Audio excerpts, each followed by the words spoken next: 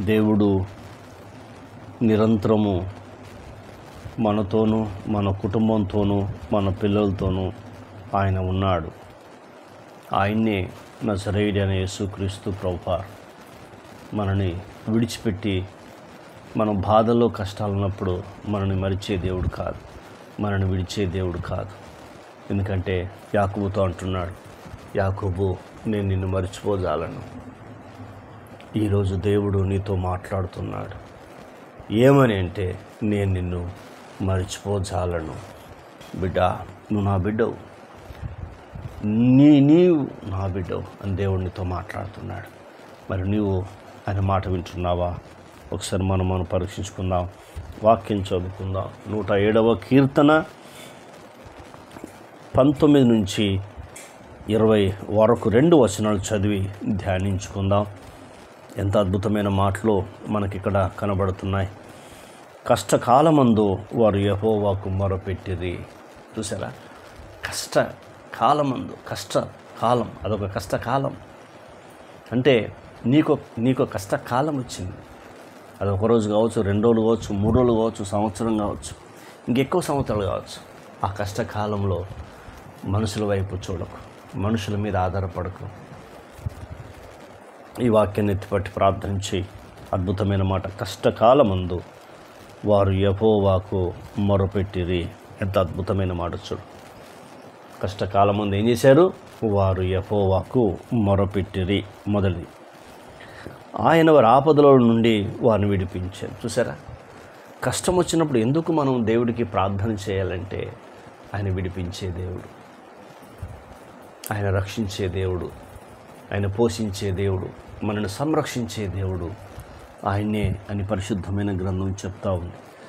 యేసు అనగా రక్షకుడు, యేసు అనగా రక్షకుడు, మనల్ని రక్షించే దేవుడు. పాపాల నుంచి, ఇబ్బందుల నుంచి, ఇరుకుల నుంచి, కష్టాల నుంచి మనని రక్షించే దేవుడు ఆయన్నే యేసుక్రీస్తు ప్రభువారు.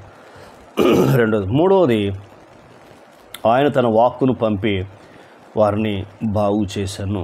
చూసారా? ఎంత అద్భుతమైన మాట చూడు. మొట్టమొదటిది, వారిని విడిపించెను. రెండవది, వారిని బాగు చేశాను. చూసారా? వారిని విడిపించెను. 3 విషయాలు అద్భుతమైన మాట.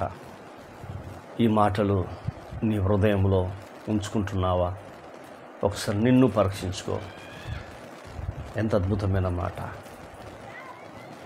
వారిని విడిపించెను, వారిని బాగు చేశాను. విడిపించిన దేవుడు బాగు చేస్తాడు. నమ్మాలే, ప్రభుని నమ్మాలే. నువ్వు ఏ బాధతో, ఏ కష్టంతో, ఏ ఇబ్బందితో ఉన్నా కూడా మొరపెట్టడం నేర్చుకోవాలి. ఆయన సన్నిధిలో గోజాడాలి. కన్నీటి ప్రార్థన, వ్యక్తిగత ప్రార్థన, ఉపవాస ప్రార్థన, ఈ ప్రార్థనలో తరచుగా చేస్తూ ఆయన మీద ఆధారపడుతూ ఆయన వైపు చూస్తున్నప్పుడు ఈ వాగ్దానం నీ జీవితంలో పనిచేస్తుంది. నీ జీవితంలో పనిచేస్తుంది. ఎందుకు కృంగిపోతున్నావు? లేచి చిన్న ప్రార్థన చేయము, అద్భుతాన్ని చూడగలుగుతావు.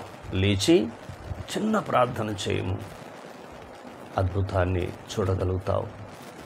కాబట్టి ఈ విధంగా నువ్వు చేయి, వీరు చేసినట్టు చేయి. కష్టకాలమందు నువ్వు ప్రార్థన చేయి. కష్టం వచ్చిందా? ప్రార్థన చేయి.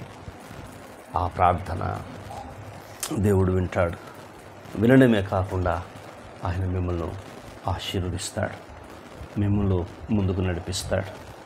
మహాదేవుడు ఆయన, కృపా కనికరం గల దేవుడు, ప్రేమ నమ్మకం గల దేవుడు. కాబట్టి 3 చెప్తున్నాడు ఏంటంటే, ఆయన వారు పడిన గుంటలలో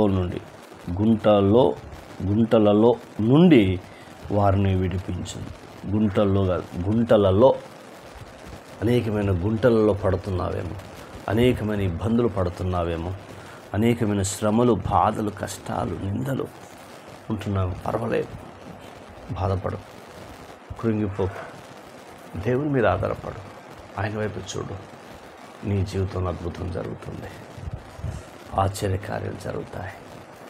దేవుడు మేలు చేస్తాడు, దేవుడు ఆశీర్వదిస్తాడు, దేవుడు నిన్ను ఉన్నతమైన స్థితిలో తీసుకొస్తాడు. ఆయన మాట విని ప్రార్థన చేయి, ఈ వాక్యాన్ని ఎత్తిపట్టు. కష్టకాలమందు వారు యెహోవాకు మొరపెట్టిరి, ఆయన వారిని విడిపించిన రుజువు చేసుకున్నాం. రెండవది, ఆయన వారి ఆపదల నుండి వారిని విడిపించాను. చూసారా, ఆయన వారి ఆపదలలో నుండి వారిని విడిపించాను. దేవుడు విడిపిస్తాడు, ఎవరు కూడా విడిపించారు, గుర్తుంచుకో. ఎందుకంటే ఏలం చేసేవారు ఉంటారు, బాధపరిచేవారు ఉంటారు, కృంగదీసేవారు ఉంటారు, రకరకాల వాళ్ళు ఉంటారు. కానీ వాళ్ళ వైపు మనం చూడకూడదు, వాళ్ళ మీద మనం ఆధారపడకూడదు. దేవుని వైపు చూడాలి, దేవుని మీద మనం ఆధారపడగలగాలి. అప్పుడు ఆయన నీ జీవితంలో అద్భుతం చేస్తాడు, నీ జీవితంలో ఆయన అద్భుతం చేస్తాడు. ఒకసారి నిన్ను పరీక్షించుకో, దేవునికి అప్పగించుకో. ఈ వాగ్దానం, ఈ 19వ వచనం, 20వ వచనం అమూల్యమైన వచనం, శ్రేష్టమైన మాటలు, జీవంతో కూడిన మాటలు, ఆశీర్వాదముతో కూడిన మాటలు. ఒక్కసారి వింటే నీ జీవితంలో అద్భుతం జరుగుతుంది. కాబట్టి వారిని విడిపించను, వారిని బాగు చేశాను, వారు పడిన గుంటలలో నుండి వారిని విడిపించాను. ఎంత అద్భుతమైన మాటలు చూడు. మాటలు వింటూ ఉంటుంటే ధైర్యం వేస్తుంది మనకు. విశ్వాసం నమ్మకాన్ని పెంచుకోవాలి. విశ్వాసం నమ్మకం పెంచుకుంటున్నప్పుడు అసలు నువ్వు ఎవరి మీద ఆధారపడవు, ఏ మనుషుల వైపు చూడవు. ఎందుకో తెలుసా, దేవుని మీద ఆధారపడతావు, దేవుని వైపు చూస్తావు. నేను ఖచ్చితంగా ఈరోజు ప్రార్థన చేయాలని ఒక ఆలోచన నీ జీవితంలో కలుగుతుంది. మరి తీర్మానం చేసుకుందాం. ప్రార్థన. కన్న తండ్రి, నీకు స్తోత్రాలు. విన్న మాటలు దుష్టతగా పోకుండా సహాయం చేయండి అయ్యా. ఈ మాటల ద్వారా మమ్మల్ని మీరు ధైర్యపరిచారు, మమ్మల్ని మీరు ఆదరించారు తండ్రి. నీకు స్తోత్ర. కష్టకాలమందు వారు మీకు మొరపెట్టినప్పుడు వారి ఆపదల నుండి వారిని విడిపించిన దేవుడు నీకు స్తోత్ర అయ్యా.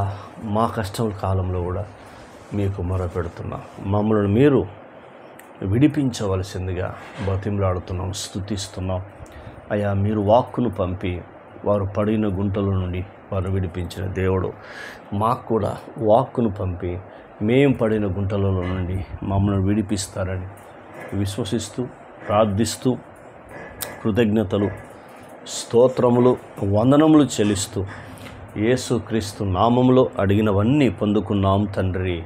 ఆమెన్. ఆయన కృప సదాకాలం తోడై ఉండి నడిపించునుగాక. Amen, amen.